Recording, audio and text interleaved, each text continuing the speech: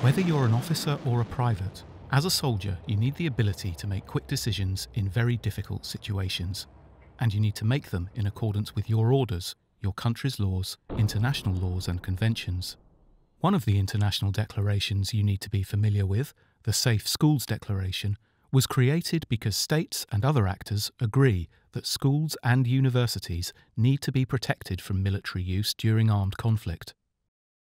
The Safe Schools Declaration is a commitment by countries for the protection and continuation of education in times of armed conflict. Over 100 countries worldwide have signed the declaration. Ukraine signed the Safe Schools Declaration in November 2019.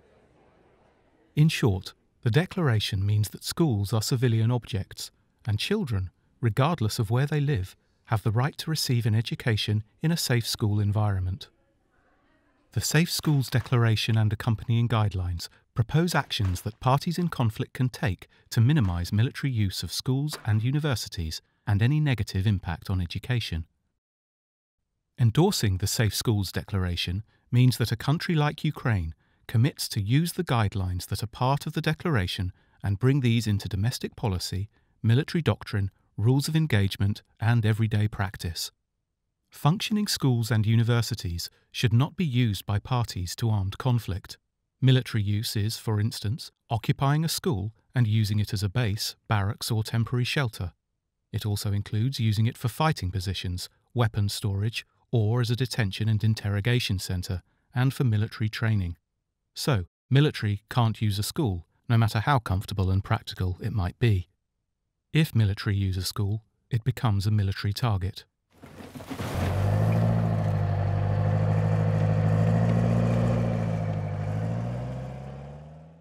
Abandoned or evacuated schools and universities should not be used by parties to armed conflict, except when no viable alternative exists, and then only until a viable alternative is found. When leaving, all fortifications, weapons and ammunition should be removed.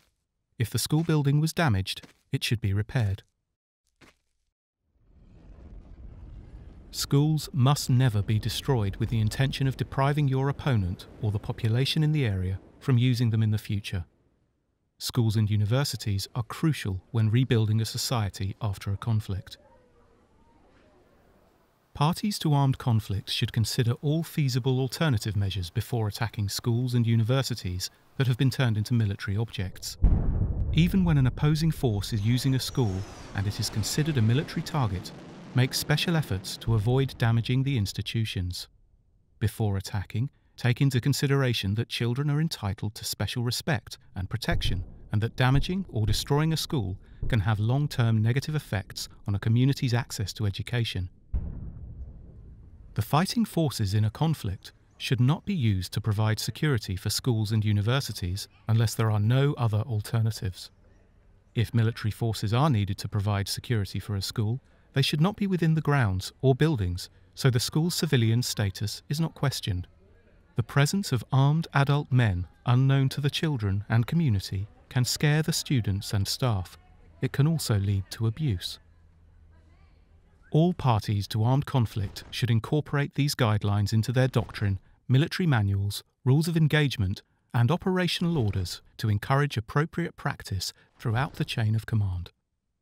The guidelines for implementation of the Safe Schools Declaration will have an impact on everyday military activities and will make it possible for armed forces during a conflict to play a role in keeping children safe and support schools and universities to remain sanctuaries of learning.